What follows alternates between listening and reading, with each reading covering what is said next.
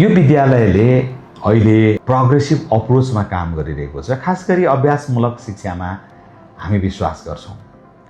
हामीले पाठमा पढेका विषयहरू, किताबमा पढेका विषयहरू, करिकुलमले निर्देशित गरेका विषयहरू व्यवहारमा उतार्न सकेनौँ भने जीवनमा आइपर्ने कठिनाइहरूलाई हामीले समाधान गर्न सक्दैनौँ।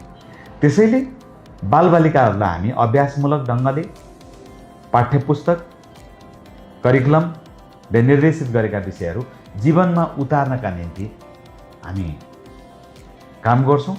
त्यो ढङ्गले विद्यार्थीहरूको व्यवस्थापन हुन्छ र यो विद्यालयले जहिले पनि विद्यार्थीहरूको सहभागितामूलक सिकाइलाई, विद्यार्थीहरूलाई केन्द्रमा राखेर सिकाउने विषयलाई प्राथमिकता दिन्छ।